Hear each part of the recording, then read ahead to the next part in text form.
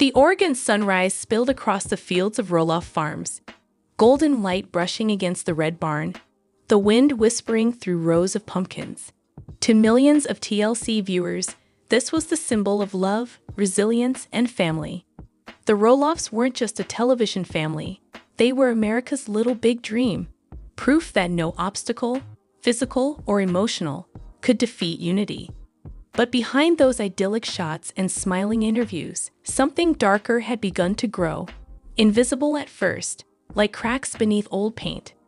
To strengthen Caryn Chandler's position, Matt Roloff secretly transferred money from his own bank account into Caryn Chandler's account.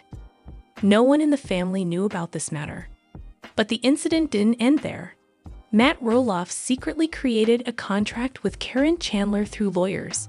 In the contract, it was written that in the future, ownership of the farm would belong solely to Caryn. Zach Roloff, Amy Roloff, and Tori Roloff knew nothing about this. When they discovered the truth, family conflict erupted. Zach obtained evidence that Matt had repeatedly conspired to remove him from the farm. The farm's financial records revealed that Zach's name had been deliberately excluded. Zach filed a lawsuit, accusing his father Matt of intentionally depriving him and the family of their inheritance. The court's verdict. After a long legal battle, the court delivered its final judgment. The court declared Matt Roloff and Caryn Chandler guilty.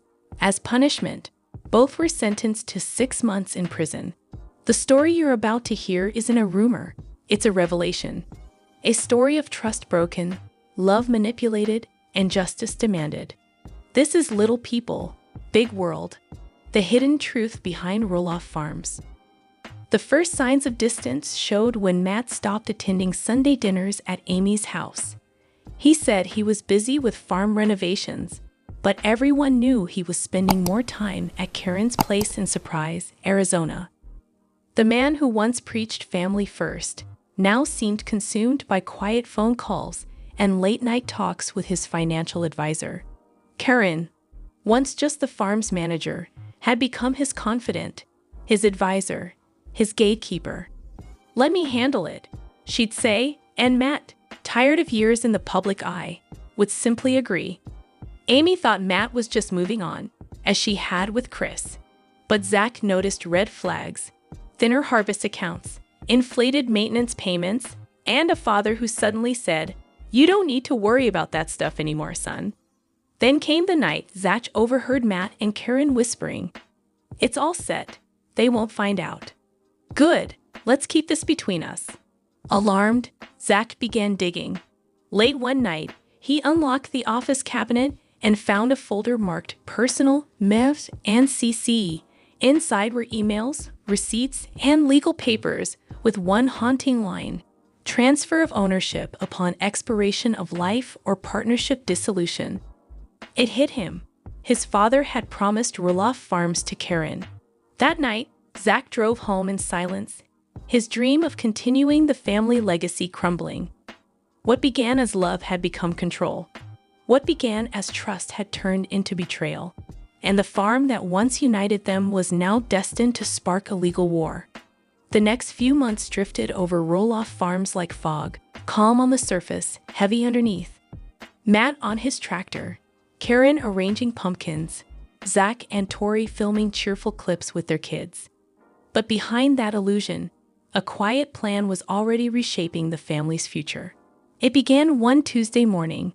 Matt sat in his dim office, blinds half closed, the glow of his computer screen reflecting in his glasses. On it, a private account, one Caryn didn't officially own yet. He typed $42,000. A single click, and the money slid from his savings into Caryn Chandler's name. It wasn't about the amount, it was about control. A calculated move to protect her if everything fell apart. To others, it was a gift. To Matt, it was insurance. Over the next 6 months, more transfers followed. $18,000 here, $25,000 there, each disguised as farm expenses. Caryn knew every step. "You're doing the right thing, Matt," she'd whisper. "You deserve peace." Meanwhile, Zach began noticing tension. His father's tone had changed, curt, defensive. One day, a delivery worker asked Caryn to sign a payment authorization. She called it routine maintenance, but the envelope carried a bank logo. That night, Zach told Tori, something's not right. He quietly began digging through the accounts and found one phrase repeating, account CC, transfer approved. CC wasn't corporate credit. It was Caryn Chandler. Zach's stomach dropped. He printed everything, locking the evidence away. Matt, meanwhile, believed he was doing what was best. His kids had moved on, he told himself. Only Caryn remained loyal. He asked his lawyer to build a trust, merging his assets into hers. When the lawyer warned him about the children, Matt replied, they made their choice. Now I'm making mine. Zach nearly confronted him one sunset by the old tractor shed. Dad, can I ask you something about the accounts? Not now, Matt snapped. You wouldn't understand. Then he walked away. That night, Zach made a silent vow. If the truth exists, I'll find it, even if it destroys us. Amy felt it too, the distance, the guilt in Matt's voice. By year's end, more than $260,000 had quietly changed hands. Every transfer carved away another piece of the Roloff legacy. Only one document remained, the final contract that would decide the fate of Roloff Farms forever. The rain that morning fell softly over Roloff Farms, the kind of Oregon rain that always seemed to mark turning points in Matt Roloff's life. He stood by his window, watching the soaked fields blur beneath the gray sky. On his desk sat a thin leather folder, 6 revisions deep, polished by lawyers to appear as a harmless estate management agreement. But hidden within the legal phrasing was the truth. Upon Matt's death or withdrawal, all rights to Roloff Farms would transfer to Caryn Chandler. It was flawless, it was final, and it was betrayal disguised as business. At 10 a.m., attorney Raymond Burke arrived. Discreet, efficient, expensive. Caryn followed soon after, her calm confidence as steady as ever. To outsiders, it looked like a simple business meeting. To Matt, it felt like signing away his soul. This ensures stability, the lawyer said. Matt hesitated. And my family? Burke replied smoothly, they're not directly affected. Caryn's hand rested on his arm. You've given them enough, Matt. This is for us. Us. The word comforted him. He signed. One signature, and decades of family legacy shifted in silence. Caryn added hers beneath, her pen strokes sharp and deliberate. When Burke's car disappeared down the muddy road, she turned to Matt with a soft smile. It's done. The quiet aftermath. Matt didn't feel peace, only emptiness. He stared at an old photo of Amy and the kids, then turned it face down. Rumors soon spread among the staff. Margaret, a loyal accountant, overheard fragments of a call between Caryn and the lawyer. Uneasy, she sent an anonymous message to Amy. Greater than ask Matt about new property documents. Something's off. Amy's heart sank. She called Zach. Have you noticed anything strange about your dad? Zach hesitated. A lot, Mom. More than you know. Days later, Amy appeared at the farm unannounced. Caryn greeted her with a tight smile. Matt's not here. Can I help you? Amy's eyes lingered on a fresh stack of folders in the office. Just grabbing some old paperwork, she said coolly. That night, she called her lawyer. Check for any new filings on Roloff Farms, she whispered. And with that single request, the first crack appeared in Matt and Caryn's carefully hidden secret. Weeks later, the contract was quietly notarized. No announcement, no family notice. On paper, Roloff Farms now belonged to one future, Caryn's. But secrets never stay buried. Every signature leaves a shadow, and Zach Roloff was about to follow that shadow, straight to the truth. The calm of the Oregon countryside had always been the Roloffs' greatest comfort. The rhythm of wind against the fields, the steady hum of tractors, the laughter of children running across the yard. But lately, the silence felt heavier. It wasn't peace anymore. It was pressure. the quiet before something breaks. Amy arrived at the farm one late morning under the pretense of dropping off homemade muffins for the grandkids. She hadn't visited in weeks. When she parked near the barn, she noticed Caryn's car already there, parked right beside Matt's reserved space. Inside, Caryn was at Matt's desk, flipping through folders. "Oh, Amy," Caryn greeted, a little startled. "Didn't expect you today." Amy smiled politely, but her eyes were already scanning the desk. "Just wanted to stop by, see how everyone's doing." Caryn closed the folder slowly. "Everything's great. Matt's out handling some documents." "Documents?" Amy repeated. "For the farm?" "Just regular paperwork," Caryn said quickly, then changed the subject. "You know how busy things get during the season." Amy didn't reply. She simply nodded, but the word documents echoed in her mind like a warning bell. Something wasn't adding up. That evening, Zach dropped by Amy's house. The moment he sat down at the kitchen table, she slid the muffins aside and said quietly, "Your father's hiding something, isn't he?" Zach froze. "Why do you say that?" Amy folded her hands. "Because I know him. His voice changes when he's keeping secrets." Zach sighed deeply. "I've been noticing strange transactions, Mom. And Caryn, she's in control of more things than she should be. He's not even letting me look at the books anymore." Amy's heart sank. "I was afraid of that." She leaned back in her chair, eyes distant.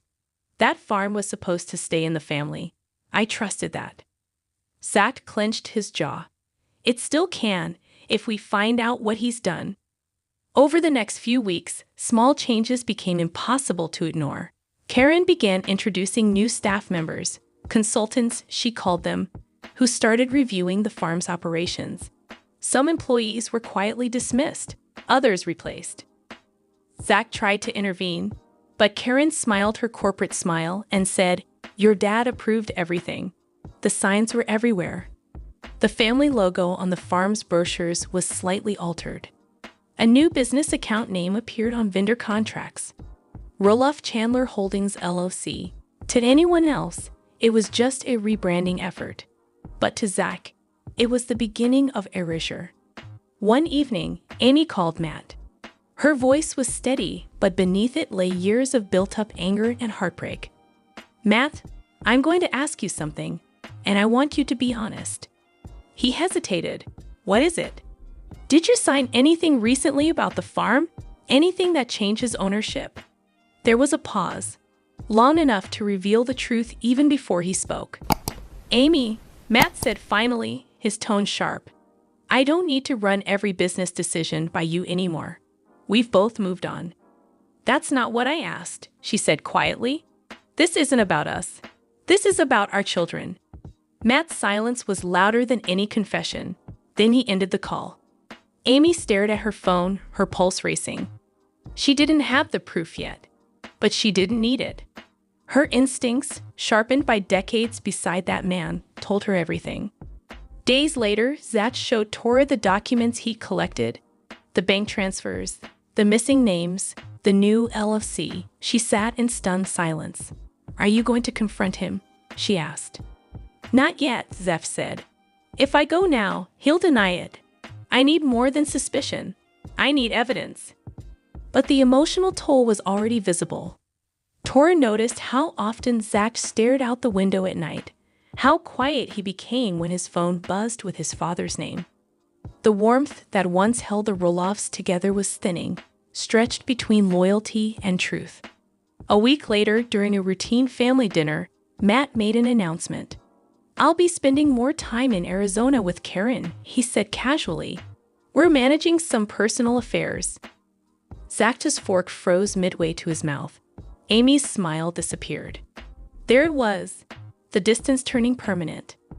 Caryn placed her hand on Matt's arm and said, "We'll make sure everything here keeps running smoothly." In that moment, Amy's suspicion turned to certainty, and Zach knew the time for silence was over. The foundation of the Roloff family had cracked, and soon it would collapse. The night was still when Zach returned to Roloff Farms. Moonlight brushed across the gravel driveway. and the barn lights flickered like fading memories.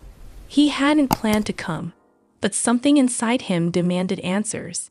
His father's Arizona trip, Amy's intuition, Caryn's growing power, all pointed to one truth.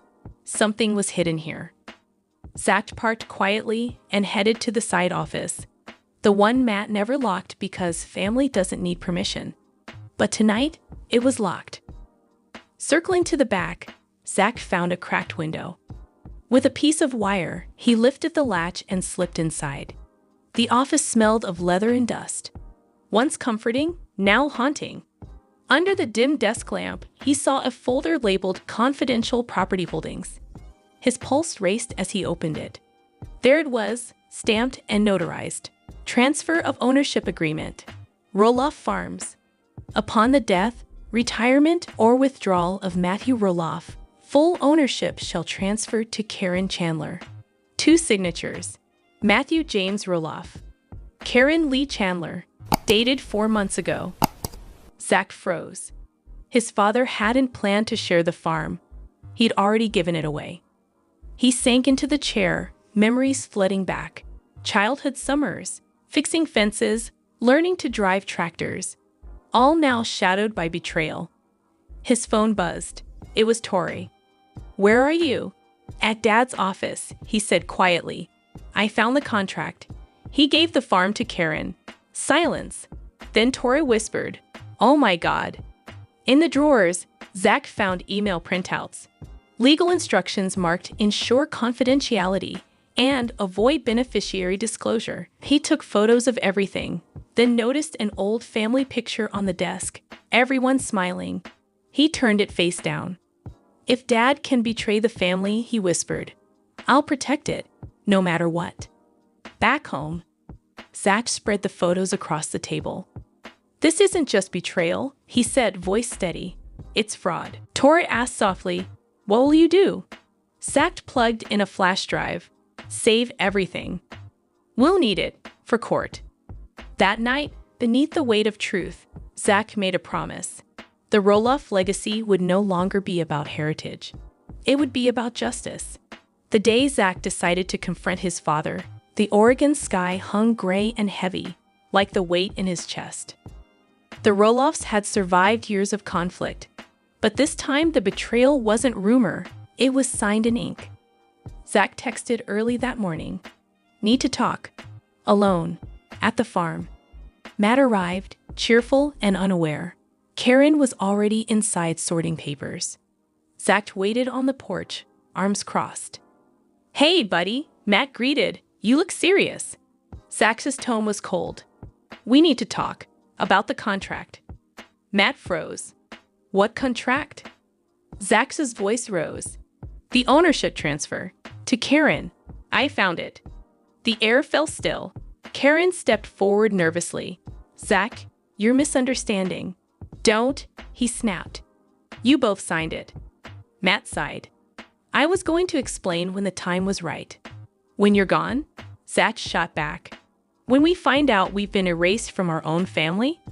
Matt's patience cracked. "You don't know what it takes to keep this farm alive." Zach's voice softened. "I do, but you never trusted me. You chose her over us." Caryn tried to interject, but Zach cut her off. "You wanted control, and he handed it to you." From behind, Amy's voice broke through the rain. "Is this true, Matt?" He looked weary. "Amy, don't make this harder." "You already did," she said. "You didn't just sell land. You sold trust." Matt whispered, "I did what I thought was best." Amy shook her head. "No, you did what was easiest." The silence that followed was thick as fog.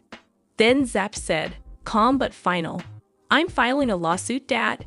This can't be undone." Matt's eyes widened. "Zach, please." But Zach turned away. "The farm isn't yours to give away. It's our history." As Zach's car disappeared down the muddy road, Caryn whispered, "This will get ugly." Matt didn't reply. He just stared at the empty driveway, haunted by his son's words. That night, Zach gave the evidence, the contract, emails, bank transfers, to his lawyer. "We'll file tomorrow," the lawyer said. Tori took his hand. "You're doing the right thing." But Zach only nodded, his eyes distant. He wasn't sure if this was justice or heartbreak. Back at the farm, the porch light glowed against the rain. Matt sat alone, whispering, "I never meant for it to go this far." But meaning no longer mattered. Roloff Farms was no longer a legacy. It was a battleground. And the war for the Roloff name had just begun. Amy Roloff had spent most of her adult life on that farm, building, dreaming, raising her family. Every inch of Roloff Farms held a memory. The laughter of her children playing in the pumpkin patch, the smell of autumn pies from the kitchen, the warmth of Matt's voice when they first imagined a life together there. Now, every memory felt poisoned. That night, after Zach told her everything, Amy sat alone in her living room, her phone trembling in her hand. Her lawyer's voice was calm on the other end. "Amy, we confirmed it. The ownership transfer was filed legally. Caryn Chandler's name appears as the secondary beneficiary." Amy didn't respond at first. She simply closed her eyes and let the silence stretch. Her chest felt heavy, as if someone had carved out a part of her. "Thank you," she finally whispered before hanging up. She set the phone down and stared at the framed family photo on the mantel. Matt, herself, and their kids, smiling beneath the same red barn that now stood as a monument to betrayal. How could a place once built on love become a symbol of deceit? Amy drove to the farm the next morning, her thoughts a blur. The gates stood open, as they always did, but it felt different, colder. Every signpost, every pumpkin field, every wooden fence post whispered the same thing: "You no longer belong here." She walked to the barn, her boots sinking into the damp soil. Inside, the air smelled of hay and old memories. She reached out and touched the wooden beams. Beams Matt had built with his own hands. She remembered him proudly saying, "This will stand longer than we will." Tears welled in her eyes. "You were right," she whispered. "It will stand. But not because of us, in spite of us." She sank to her knees, overcome. Decades of partnership, love, and struggle flashed through her mind. All of it reduced to a few legal pages and 2 signatures. That was the cruelty of it. Betrayal doesn't always shout. Sometimes it just signs its name. Matt found her in the barn later that morning. His face was weary, his voice quiet. "Amy, I didn't mean for you to find out this way." She turned to face him, her eyes red but sharp. "There was no good way, Matt. You lied. You didn't just lie to me, you lied to our kids." He sighed, rubbing his temples. "It wasn't lying. It was protecting what's left of my life. I needed to make sure Caryn was secure." "Secure?" Amy repeated, her voice trembling with anger. "And what about us? What about the people who built this place with you? You didn't build this alone, Matt. You built it on our backs." Matt's jaw tightened. "You moved on, Amy. You have Chris. You don't get to question what I do with my share." Her voice cracked. "This isn't about me moving on. This is about decency, about legacy." For a long moment, neither of them spoke. The only sound was the distant creak of the barn door in the wind. Then Amy said softly, almost to herself, "You've turned the dream we built into a deal, and that's something I'll never forgive." She walked past him, her hand brushing the old wooden railing, one last touch before letting go. That evening, Amy sat by the river behind her house, watching the sunset paint the water in gold and crimson. She thought about the early days, the laughter, the hard work, the joy of raising children on the land they once called home. She realized something heartbreaking. The man who had once shared her dreams had become a stranger. Zach called her later that night. His voice was steady but heavy. "Mom, I've started the paperwork for the lawsuit." Amy closed her eyes. "I wish it didn't have to come to this." "So do I," he said quietly, "but he left us no choice." As she hung up, a single tear rolled down her cheek.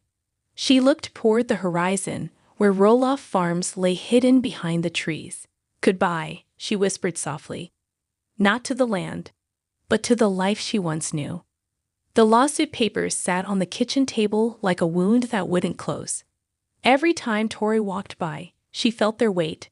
Thick stacks of evidence, printed emails, and her husband's handwriting scrawled across the margins. It wasn't just paper. It was pain pressed into ink. For weeks, Zach had been consumed by the case.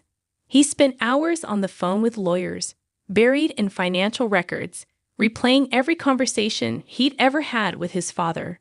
When Tori tried to talk, his answers were short, automatic. I don't remember us telling them. Maybe. I'll handle it. She knew he wasn't shutting her out on purpose. He was drowning, and the more she tried to pull him back, the further he drifted away. One night, after putting the kids to bed, she found him in the garage, sitting on an old wooden stool. He was staring at a faded Roloff Farms sign leaning against the wall. "Remember when your dad gave you that?" she asked softly. Zach nodded, his eyes distant. "He said it was a reminder that one day I'd take over." Guess that was another lie. Tori knelt beside him. "You're not your father. You don't lie. You fight for what's right." But Zach didn't respond. His silence said everything. He wasn't sure what right even meant anymore. Tori received a call from Amy. Her voice trembled. "Sweetheart, I just spoke with the attorney. Matt's fighting back. He's claiming Zach forged financial records." Tori's hand went cold. "He what?" "He's accusing him of fraud, Tori. This is going to get ugly." When she hung up, she sat on the kitchen floor, her back against the cabinet. The room spun around her. The thought of Zach being dragged through court not just as a son seeking justice, but as a criminal, was unbearable. When Zach came in minutes later, she told him everything. He stood there for a long time silent. Then, without a word, he slammed his fist against the table. Papers scattered across the floor. "He's trying to destroy me," Zach whispered. His own son. Tori's tears finally broke. "You can't keep letting him pull you into this. It's tearing us apart, Zach. The kids ask why you're angry all the time. I don't even know how to answer anymore." Zach turned away, his shoulders heavy. "I can't stop Tor. If I give up, he wins." She took a deep breath, trying to steady her voice. "Then promise me one thing. Don't lose yourself in this.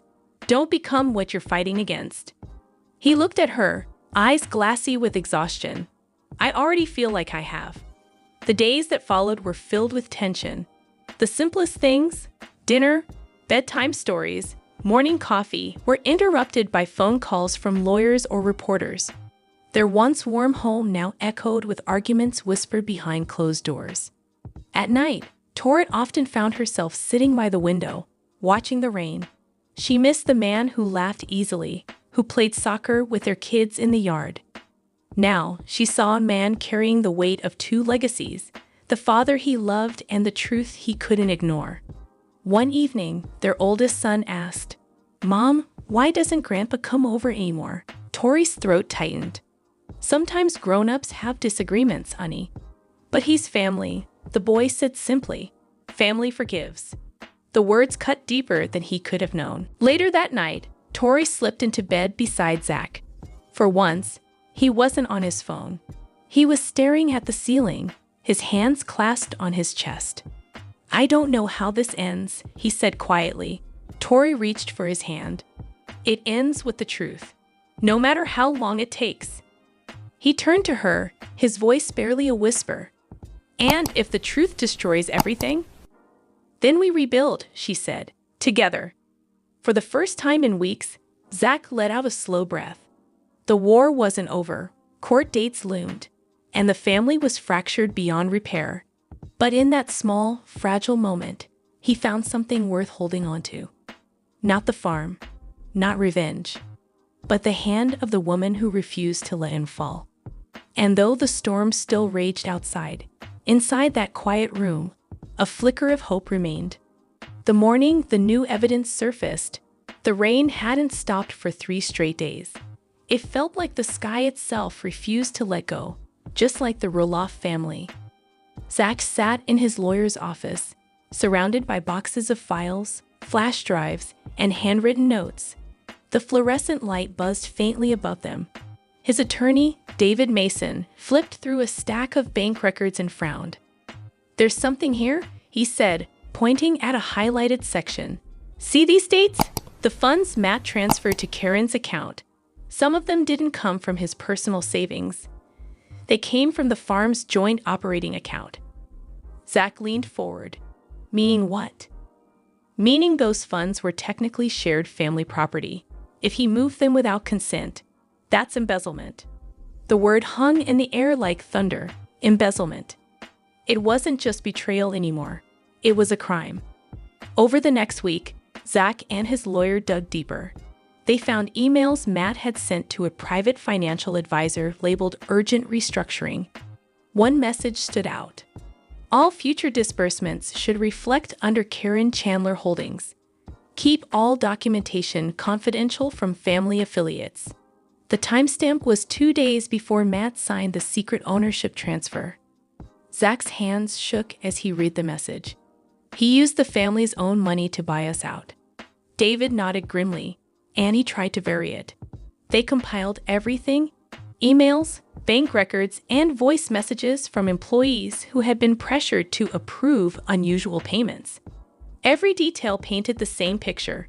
Matt and Caryn had carefully removed Zach and Amy from the farm's future.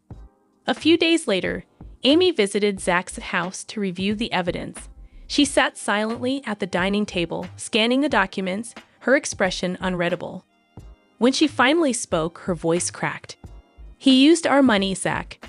Money from the family business. That's not just betrayal, that's theft." Zach nodded. "We can't stay quiet anymore." Amy looked up, tears glistening in her eyes. "I didn't raise you to fight your father in court, but I didn't raise you to let him destroy everything either." She placed a hand on his shoulder. "If this is what it takes to protect what's right, then we fight." That night, as Amy left, Zach watched her car disappear down the road. For the first time, he felt something stronger than pain: resolve. Meanwhile, Caryn was starting to feel the walls closing in. Word of the pending lawsuit had reached her through a friend in town. Reporters were calling, rumors spreading. When she confronted Matt, her voice shook. "You told me everything was clean. You said no one could trace it." Matt slammed his hand on the desk. "I handled it legally. They're twisting it because they're angry. They have proof, Matt," she snapped. "Emails, transfers, everything." He paced across the room, running a hand through his hair. "It doesn't matter. They won't risk ruining the family name. Zach won't take this all the way." But deep down, he knew Zach would. And for the first time, Caryn began to doubt the man she trusted completely. 2 weeks later, an anonymous source leaked fragments of the lawsuit filing to a local newspaper. Within hours, the headline spread across social media. TLC fans were shocked. The once beloved family now stood divided in the public eye. Comments flooded every post. "I can't believe Matt would do this. Caryn's always been manipulating him. Poor Zach and Amy. Heartbreaking." Cameras started showing up near the farm gates. Matt issued a short public statement denying all wrongdoing, calling it a private misunderstanding, but the damage was already done. That evening, Zach received a text from an unknown number. "You should know, your dad's moving funds again. Offshore this time."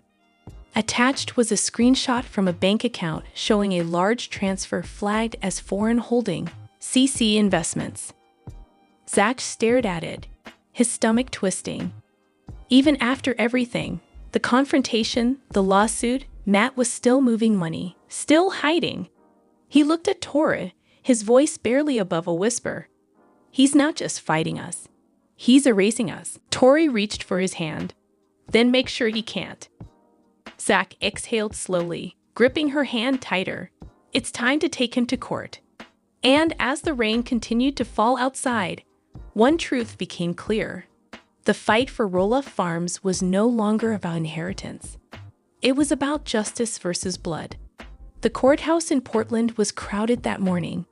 News vans lined the street, reporters huddled beneath umbrellas, microphones ready. The headline, "Son versus Father." The Roloff family legal war had gripped the nation. Inside courtroom 2B, the atmosphere was electric, silent, but thick with tension. The wooden benches were filled with spectators, journalists, and fans who had once watched the Roloffs harvest pumpkins together on TV.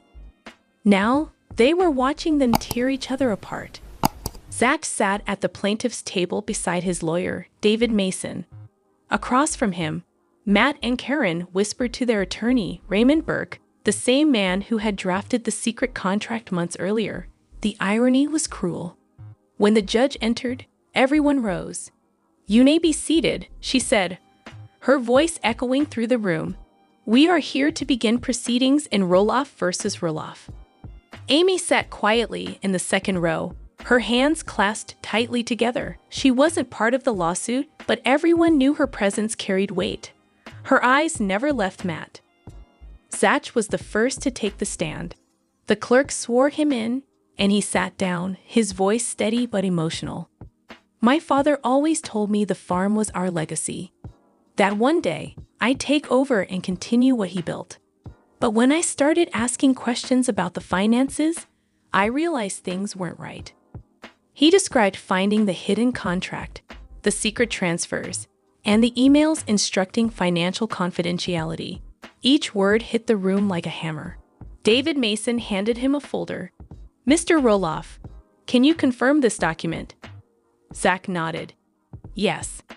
This is the ownership transfer giving Roloff Farms to Caryn Chandler. My father signed it 4 months before I discovered it." Murmurs rippled through the courtroom. Matt stared down at the table, refusing to meet his son's eyes. When it was Matt's turn to testify, the tone shifted. His voice was confident at first, rehearsed. "I didn't steal anything," he said. "I moved assets for the sake of stability. The farm has debts, maintenance issues, things the audience never sees. Caryn was helping manage those issues." "Did you inform your family of these transfers?" the judge asked. Matt hesitated. "No, but it was my right as majority owner." David Mason rose. "Mr. Roloff, are you aware that some of those funds came from the joint business account you shared with your ex-wife?" Matt's eyes flickered. "If they did, it was a clerical error." The lawyer slid a paper across the table. "Then how do you explain this?" The document was an email signed by Matt himself, directing his accountant to disguise transfers under farm maintenance expenses. Gasps echoed through the room. Amy covered her mouth, whispering, "Oh my God." Matt's composure faltered for the first time. "That was taken out of context," he muttered. The judge's gaze was sharp. "Mr. Roloff, this is a courtroom. Context matters less than intent, and your intent appears clear." When Caryn took the stand, she tried to maintain her calm smile, but under questioning, the cracks showed. "Ms. Chandler," David began, "were you aware these funds came from joint accounts?" She hesitated. "I didn't handle the details." "Yet you signed the ownership transfer, correct?" "Yes, but Matt told me it was legal." "So you signed without verifying the source of your new assets?" Caryn's voice trembled. "I trusted him."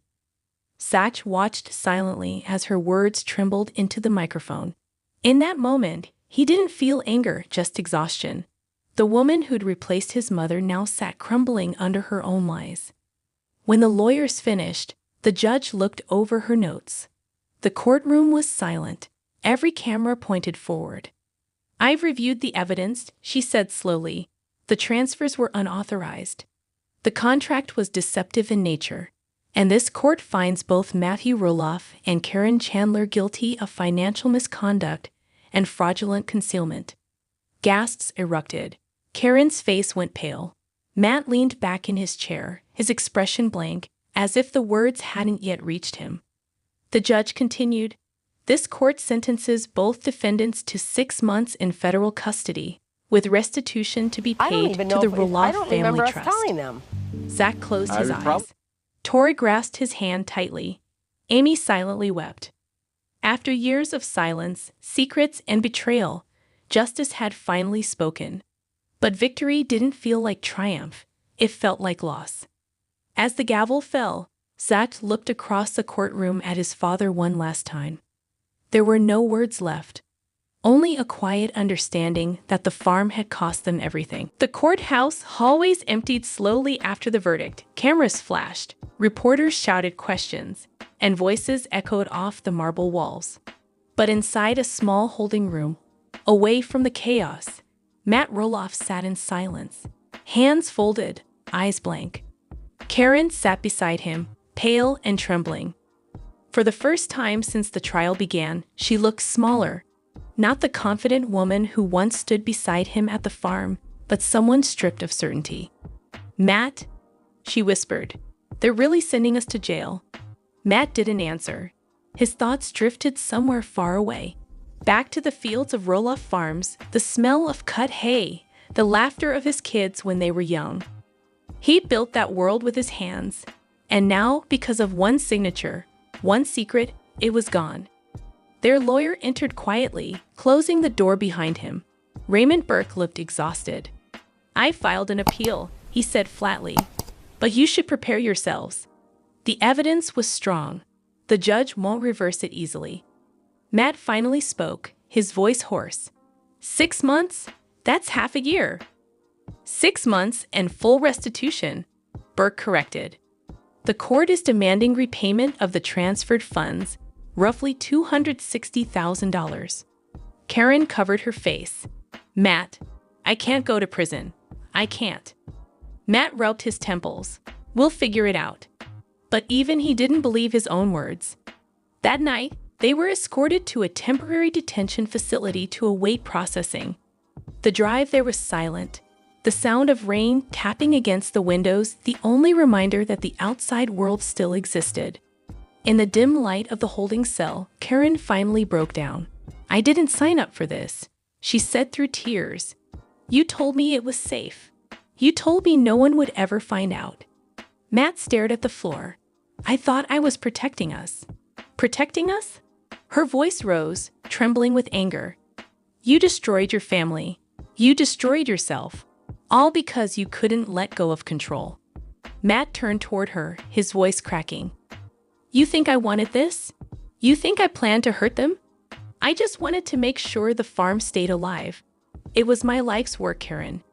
"Then you should have trusted your son," she snapped. "He loved that land more than you ever did." Her words cut deeper than any sentence the judge could have given. Outside, the media storm intensified. Every major outlet ran headlines. Matt Roloff sentenced for fraud. Roloff Farms scandal rocks TLC family. Caryn Chandler speaks. I trusted the wrong man. Public opinion was split. Some fans defended Matt, calling him a victim of family greed. Others saw him as proof that fame corrupts even the most wholesome faces. TLC announced an indefinite hiatus of Little People, Big World. The show that had once brought the Roloffs fame now symbolized their downfall. Days later, alone in his cell, Matt finally allowed himself to feel it, regret. The cell was small, the air stale. He sat on the thin mattress, hands clasped, staring at the faint light from the hallway. He thought about Zach's face during the verdict, the pain, the anger, the sadness. He thought about Amy's eyes, filled with quiet disappointment.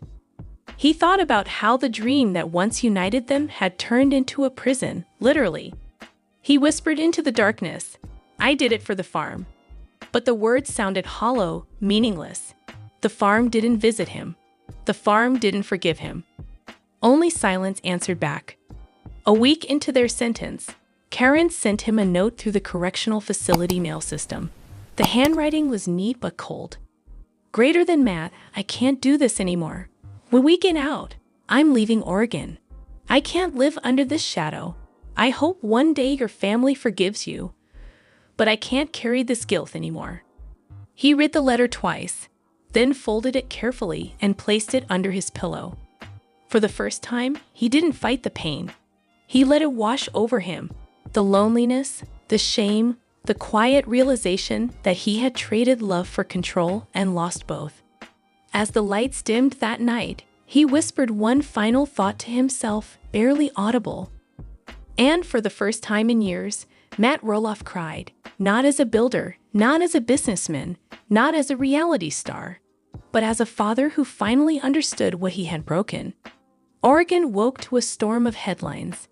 News anchors spoke the names Matt Roloff and Caryn Chandler, with the same intensity usually reserved for politicians or movie stars. The family America once admired, the faces that represented love, resilience, and the warmth of small-town life, had fallen. Outside the courthouse, cameras had already formed a wall. Reporters stood in the rain, voices rising over the noise. Matt, do you have any comment on the verdict? Caryn, did you manipulate Matt into transferring the money? Zach, will you take over Roloff Farms now? Zach ignored them all. He held Tori's hand and guided her past the flashes of light, his face pale but composed. Every click of the camera felt like a blade cutting into what little dignity the family had left. By noon, every network had picked up the story. CNN, reality TV's favorite family torn apart by fraud. TLC issued a short, emotionless statement. We are saddened by recent events involving the Roloff family. Production is currently paused indefinitely. Entertainment magazines speculated on everything, from Amy's heartbreak to Caryn's motives, even down to what would happen to the farm. Online forums exploded with theories and outrage. One comment read, "I used to love watching Matt build things with his kids. Now I can't even look at him the same." Another said, "Caryn always seemed off. Poor Amy was right about her all along." The story wasn't just news anymore. It was a national obsession. For every critic, there was someone still defending Matt. Old fans argued online, claiming he was just trying to protect what he built. Some insisted Zach was ungrateful, accusing him of turning family business into courtroom drama. But most people sided with Zach. To them, he was the voice of integrity, the son who stood up for what was right even when it meant taking down his own father. Fan pages flooded with messages of support. "Zach, stay strong. Amy, we're praying for you." Justice was served. Amy saw the posts late one evening as she scrolled through her phone. She felt comforted but also hollow. "They see the pain," she murmured, "but they'll never understand the cost." A week after the sentencing, Zach reluctantly agreed to a sit-down interview with a local station. The studio was quiet, the lights soft. Across from him sat journalist Kelly Pierce, her tone careful but direct. "Zach, the world has watched your family for over a decade. How does it feel to see it come to this?" Zach took a deep breath. "It feels like losing something you can never rebuild. My dad wasn't just my father, he was my hero. But heroes aren't supposed to lie." Kelly nodded gently. "Do you think you can ever forgive him?" Zach looked down at his hands. "Forgiveness isn't the same as forgetting. Maybe one day, but not today." The clip went viral within hours. Millions watched, many commenting that it was the most honest moment they'd ever seen on television. Meanwhile, Caryn disappeared from the public eye. Her social media accounts were deleted. Friends told reporters she was emotionally shattered. But for most people, sympathy was scarce. She had become the face of betrayal, the woman who had dismantled a family from within. Tabloids published grainy photos of her leaving the detention facility, head down, avoiding cameras. The caption read, "From farm manager to felon, the fall of Caryn Chandler." Amy spent her evenings writing in a journal, something she hadn't done since her divorce. She wrote not about anger, but about grief. "Greater than we built something beautiful once," she wrote. "And somewhere along the way, we forgot why we started." Zach and Tori focused on their children, trying to rebuild a sense of normalcy. But every time they drove past the road leading to the farm, silence filled the car. The Roloff name had once meant family, perseverance, and hope. Now it was a headline, a cautionary tale about how greed can rot even the deepest roots. And though justice had been served, the world couldn't help but ask one question. Was it worth it? 3 months had passed since the verdict, yet Oregon still whispered the name Roloff with a mix of shock and pity. The farm stood quiet now. No cameras, no laughter, only the low groan of the wind sliding through the empty fields. The red barn, once a landmark of family unity, had become a monument to loss. A for lease sign leaned against the old fence. The pumpkins had gone unplanted that season, the fields overgrown with weeds. Visitors who once lined up for the fall festival now drove by slowly, phones out, taking photos of what had become a ghost farm. Amy sometimes stopped at the gate on her way into town. She never went in, just stood there, hands in her pockets, remembering. The smell of soil, the warmth of autumn afternoons, the way Matt used to call across the yard for help with a project. Now those memories hurt more than they comforted. I thought justice would bring peace, she told a friend one afternoon. But peace doesn't come when a family breaks. It just changes shape. Zach and Tora had moved a few miles away, to a small home with a big yard. Life was slower there. The kids chased each other through the grass while Zach mowed, pretending for their sake that everything was normal. At night, though, when the world went quiet, he felt the ache of absence, the father-shaped silence that no amount of legal victory could fill. Sometimes he caught himself scrolling through old photos. Him and Matt fixing fences, building tree houses, laughing in the workshop. He wondered if forgiveness was possible, or if the verdict had buried that chance forever. One evening, Tori found him staring at a picture of the barn. "You can't keep living in that story," she said gently. "We have our own now." Zach nodded, but his eyes lingered on the photo. It's just hard to let go of where you come from. Inside the correctional facility, Matt's days blurred together. Wake up, roll call, silence. He spent most of his time in the library, sketching designs for projects he'd never built. The guard said he kept to himself, polite but distant. Every week, he wrote letters to Zach. Apologies, explanations, fragments of regret. He never received a reply. In one entry from his prison journal, he wrote, "The farm used to be my proof that I could build something lasting. But I learned too late that the things worth keeping aren't made of wood or soil, they are made of trust." Even Caryn had stopped writing. Her promise to move on after release now felt like a sentence of its own. For the first time, Matt truly understood loneliness. Caryn left Oregon quietly when she was granted early release for cooperation. She sold her car, changed her number, and disappeared to Arizona. Paparazzi caught one photo of her at an airport. Sunglasses, suitcase, no smile. The headline read, "Caryn Chandler flees Northwest after Roloff scandal." She didn't look back. But sometimes when she scrolled through old pictures on her phone, she stopped at one. Her and Matt sitting on the porch swing, laughing. She would stare at it for a moment, then delete it again. Amy invited Zach and Tori over for dinner one Sunday evening. Over lasagna and candlelight, they talked, not about court, not about money, but about rebuilding. "What if we start something new?" Amy said. "I don't even know a small community farm, farm, maybe. Not about fame this time, just family." Zach hesitated, then smiled faintly. "That might be the first good idea any of us has had in years." They didn't know if it would happen, but for a moment, they all felt something they hadn't in a long time, hope. A week later, a final letter arrived from Matt's prison mailbox. Zach opened it cautiously. Inside was a single sheet of paper, written in Matt's shaky handwriting. "Son, I don't expect forgiveness. I just hope when you walk through those fields again, you remember they were built with love, even if I forgot how to show it. Don't let my mistakes bury your roots." Zach folded the letter and slipped it into a drawer. He didn't respond. Not yet.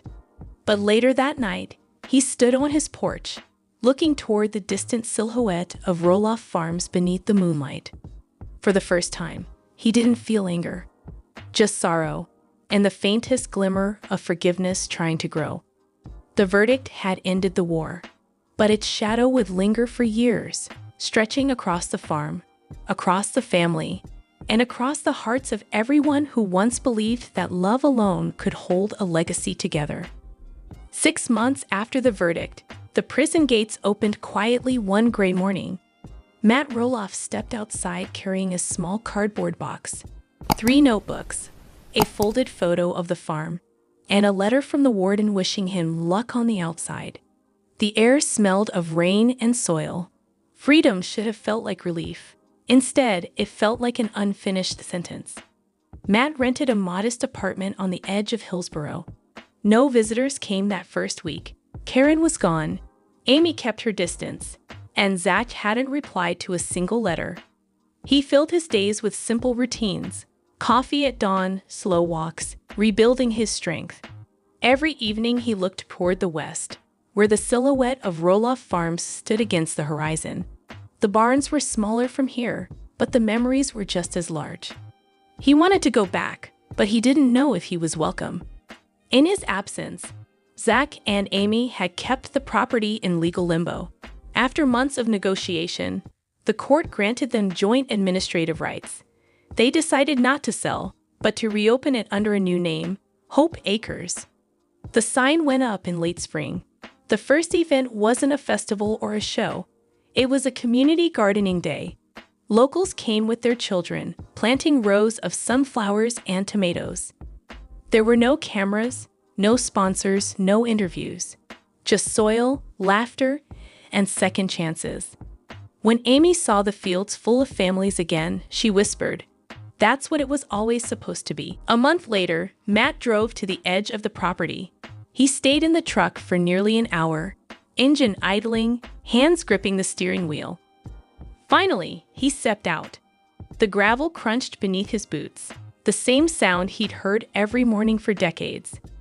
Zach was there, helping children plant pumpkins. When he saw his father approaching, his face went pale, then unreadable. Matt stopped a few feet away. "I didn't come to cause trouble," he said softly. "I just wanted to see what you've done." Zach nodded slowly. "It's not yours anymore, Dad. But you can walk the fields." Matt's eyes glistened. "That's more than I deserve." They walked in silence past the old barn. Some boards were new, others still scared from age. At one point, Matt paused by the fence and whispered, almost to himself, "You fixed the gate." Zach replied quietly, "Yeah, some things were worth fixing." That evening, Amy stopped by to check on Zach. When she learned Matt had visited, she said nothing at first.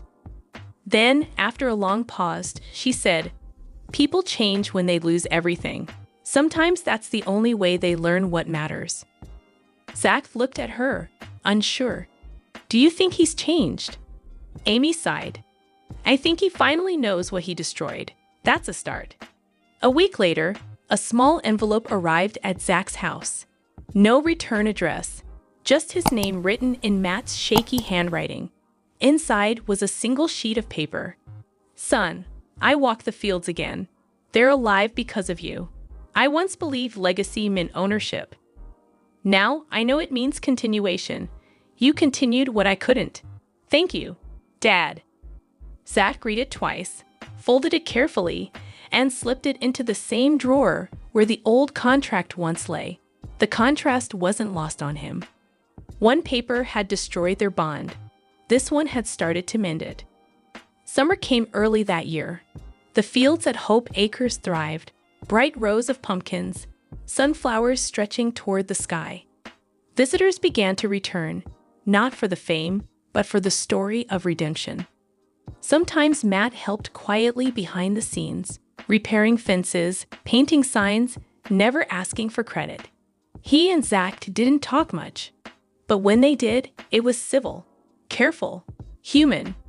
One evening, as the sun set over the golden fields, Zach stood beside him. "We'll never get back what we lost," he said. Matt nodded. "Maybe not, but maybe we can grow something new." For the first time in years, they smiled, not as father and son divided by a farm, but as two men who finally understood that forgiveness, like soil, only bears fruit when you stop poisoning it. Autumn returned to Oregon, bringing with it the scent of rain and the golden glow of the fields. Hope Acres shimmered under the late sun, alive again, not as property, but as a place of peace. Zach watched as families picked pumpkins and sipped cider, laughter echoing through the crisp air. For the first time, the land felt pure again. Down the path, Matt painted a wooden sign. "Welcome to Hope Acres, a place for second chances." Tori slipped her arm around him. "You think he means it this time?" Zach smiled faintly. "Yeah, I think he finally does." From the porch, Amy sipped tea and watched her family. When a reporter asked about the farm's revival, she said, "It's not about greed or betrayal. It's about how far love can fall and how much further forgiveness can reach." Her words made headlines. Amy Roloff on rebuilding family. "We chose grace over bitterness." Matt worked quietly, repairing fences and barns. In the dust of the old barn, he found a carving. "Roloff Farms, built with family." He traced the letters and whispered, "I almost forgot." Later, he left Zach a message. "I don't expect us to be what we were, but thank you for letting me be part of this again." Zach saved the message. Weeks later, they gathered for a harvest dinner. No cameras, just warmth. Matt raised his glass. "To forgiveness," he said softly. Amy added, "and to lessons learned." The table glowed with quiet peace. That night, Zach stood beneath the stars. He thought of everything: the pain, the loss, and the healing. The farm wasn't just his father's dream anymore. It was proof that even broken families can grow again. He whispered into the wind, "We lost everything, but maybe that's how we found what matters." And for the first time in years, his heart felt light. The story of the Roloff family was never just about a farm. It was about dreams built from dirt, trust built from love, and how easily both can crumble when pride takes control. When the lights fade and the cameras stop rolling, all that's left are choices. Matt Roloff made his. Zach made his. Amy, Caryn, they all chose a path that shaped not only their lives, but the legacy of everything they once stood for. But now the question turns to you. If you were Matt, the man who built everything from nothing, would you have done the same? Would you have chosen love over family? Control over trust? Would fear of being forgotten have driven you to protect what you built, even if it meant destroying who you built it with? And if you were Zach, what would you have done? Would you have exposed the truth, knowing it would tear your family apart? Would you have gone to court against your own father? Or would you have stayed silent, hoping love might fix what betrayal had already shattered? If you were Amy, watching decades of work turn to dust, would forgiveness have come easily? Could you ever look at the man who broke your heart and say, "I understand"? And what about Caryn? Is she the villain, or just another soul caught in the storm of someone else's power? Can a person's intentions ever erase the consequences of their actions? The truth is, there are no perfect answers. Maybe that's what makes this story so real. Because in every family, there are secrets. In every dream, there's a price. And sometimes, the people we love the most are the ones who hurt us deepest. Not because they want to, but because they're afraid of losing what little they have left. The Roloffs lost everything: fame, unity, trust. Yet somehow, they found something greater in the end: the courage to face themselves. Zach discovered strength in truth. Amy found grace in forgiveness. And Matt, once blinded by control, finally learned that redemption begins not with money or land, but with humility. So maybe the real question isn't about who was right or wrong. Maybe it's this: when everything you love is on the line, your family, your legacy, your peace, would you fight for it? Or would you let it go, trusting that love, even broken, might one day rebuild itself? Because in the end, little people, Big World was never just a show. It was a mirror, reflecting how fragile families can be, and how strong they must become to survive the truth. So, what would you have done? More update. Little People, Big World star Tori Roloff recently shared a heartfelt glimpse into her life through several emotional moments. On a special day, she posted a rare and touching picture that melted fans' hearts, celebrating family and the beautiful chaos of motherhood. However, Tori also opened up about one of her biggest regrets, a moment she wishes she could redo from when her daughter Lila was born, revealing how deeply she still reflects on that early chapter of her motherhood journey. Together, Tori and Zach Roloff have also spoken candidly about the sad reality their children face, growing up under constant public attention while navigating life with dwarfism.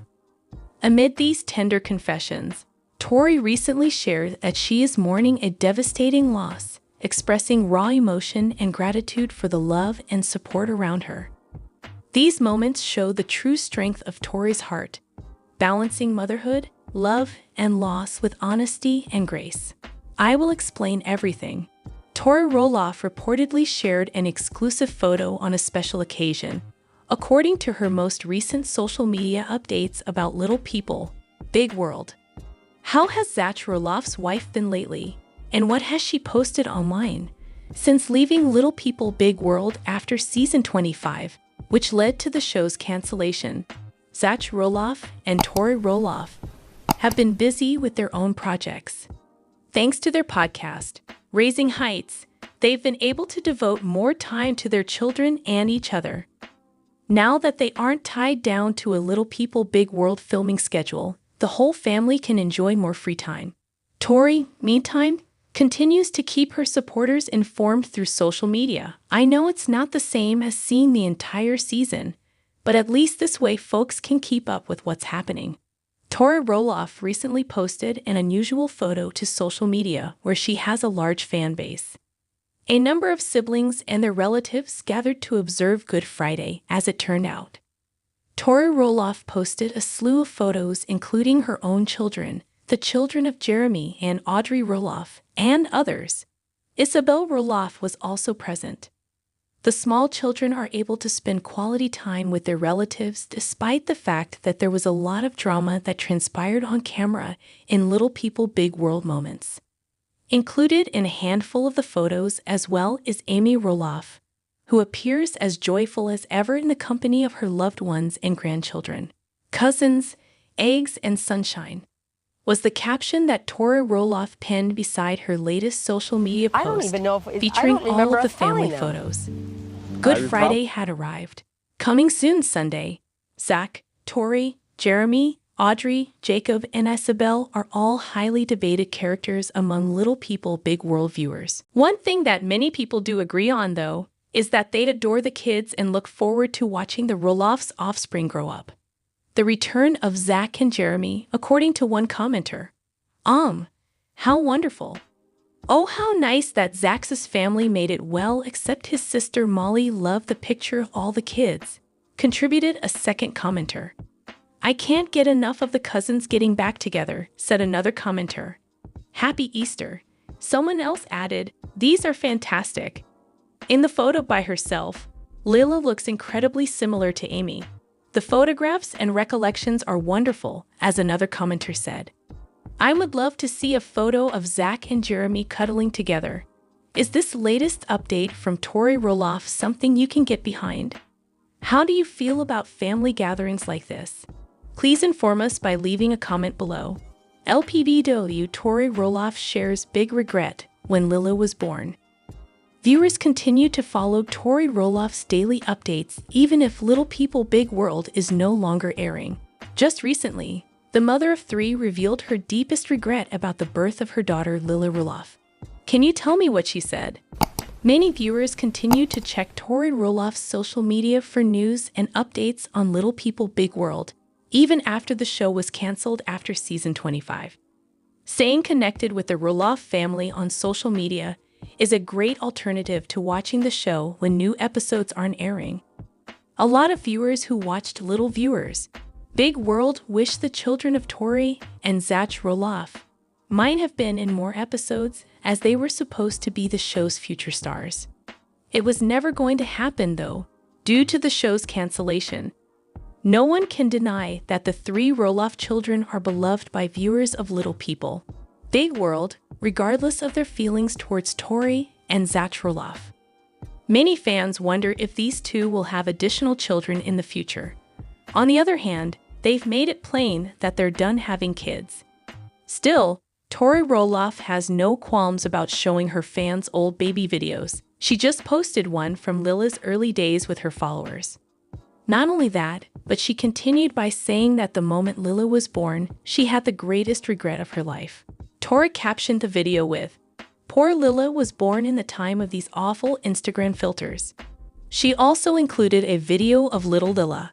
"I've been sorely tempted to remove all filters after watching these recordings of my children in their natural habitat." Despite Tori Roloff's rant about Lila's childhood Instagram filters, many Little People Big World followers are astounded by how much Lila has grown up since she was a baby. Everyone can't believe how much Lila has grown since Tori and her daughter went on a girls' trip to Disneyland, which she shared numerous images of in her recent updates. Pictures of a beaming Lila Roloff that Tori Roloff shared with her internet fan base have several readers expressing their disbelief at how quickly Lila is maturing. "Wow, some of her pictures resemble your twin, but one of her Disney ones looked exactly like Zach. This girl is beaming with joy. Those positions she strikes are very stunning. She seems so grown up," according to another commenter. "Lovely little Lila." After Tori Roloff told Lila about her worst regret, what are your thoughts on the matter? Post your thoughts in the space provided. Tori and Zach Roloff open up about sad reality for their kids. Fans first recognized Tori and Zach Roloff from their role in Little People, Big World. The followers have also witnessed the family's growth through the years, as they have welcomed 3 children, all of whom have dwarfism in some form. As of late, Zach and Tori have been more forthcoming about their experiences as parents. Everyone in Little People, Big World was interested in the Roloffs. All 3 of Zach's parents, Matt and Amy, are dwarfs, as viewers have seen on the show. As the series progressed, viewers witnessed the Roloff children begin their own families. Zach tied the knot with Tori Patton on the ancestral farm in 2015. 3 children were born to the couple. This couple welcomed their first child, Jackson Kyle, into the world in 2017. There was a second in 2019, and her name is Lily Ray. Finally, in 2022, they welcomed Josiah Luke into the world, their 3rd child. Their father also has a kind of dwarfism, so do all 3 of their children. Tori and Zach recently discussed family matters on Raising Heights, their podcast. The conversation digs into the unique struggles of having children with dwarfism and ways they've seen their parenting techniques work, said the review of the most recent episode. "Everyone who is a parent or aspires to be one will adore this episode." Parade said that the parents-to-be expressed their admiration for Jackson's athletic interests. The importance of maintaining perspective as he ages was, however, a topic they covered. Taking part in school-sponsored fitness programs, including the Pacer test, was something the 2 discussed. Children who are dwarfed often face the challenge of having peers who are average height or taller than them, as they pointed out. Zach says this from personal experience, having dealt with such emotions before, but he bottled that away. But no, to avoid a repeat performance in his own family, Zach regretted not communicating his emotions to his loved ones sooner. According to Tori, all you can do is tell your children to try your hardest. Get this done and put the rest behind you. Having unrealistic expectations for children's physical activity levels was also something she thought was unhealthy. It will be up to him to discover his own happiness and competitive drive, Zach pointed out. Sometimes he competes with himself rather than with other people. A wider chasm will open up between him and his pals. Zach concluded by saying, "It's just us managing the situation. I don't always correct or lecture. Sometimes it's enough to simply observe and be cognizant." A lot of different things is what he thought parenting entailed. LPBW Tori Roloff mourning after devastating loss. While most individuals welcome the new year with optimism and promise, Tori Roloff has spent 2025 grieving after just discussing a heartbreaking loss. Then, what was the mother of 3 children's opinion? Despite the fact that the holidays are usually a joyful time when loved ones gather to celebrate, Tori Roloff felt sadness during this particular holiday season. She informed her followers that her grandmother was in poor health. Even while Tori did her best to enjoy the holidays with her kids and put herself in their shoes, she was also grappling with the reality that her grandma would pass away soon. This, of course, cast a sad light on the holidays. Tori Roloff's grandma died shortly before Christmas, according to her most recent social media posts. Though it's never easy, losing a loved one over the holidays makes it all the more painful because the memory of your sorrow will linger throughout the joyous season. Tori Roloff has some thoughts to share while she grieves the loss of little people big world. It was right before Christmas that one of her favorite people passed away, as Tori recounts her saying, "My Marmee, my grandma. Love, generosity, and tenderness were the hallmarks of Marmee's personality. I hope I can possess even a fraction of her kindness and tolerance for others because she was one of the finest persons I've ever met. She was endlessly accommodating and never turned down a request for help. We were so fortunate to have her so close the last 5 years, and I am so grateful for that time with her." Tori Roloff told her large online audience as she spoke up about her grandmother's suicide. "The greatest gift she could have given me or my children would have been for her to take the time to get to know them. I pray constantly that God would reward me with another wonderful grandma like my own. I have faith that she is watching over us from heaven. Marmee, you mean the world to me. As a fan of Little People, Big World, I wanted to express my deepest sympathies for your loss. My thoughts and prayers are with you during this difficult time. So sorry for you and your family's loss," another person added, "wishing you peace and solace. You will miss Marmee dearly, and I pray that God will comfort you in your grief. May the memories you created with her while she was here on earth remain dear to your heart." No more today. What are you thinking about this gossip today? Let us know in the comments, and stay tuned by subscribing to our channel to get more updates like this. Thank you.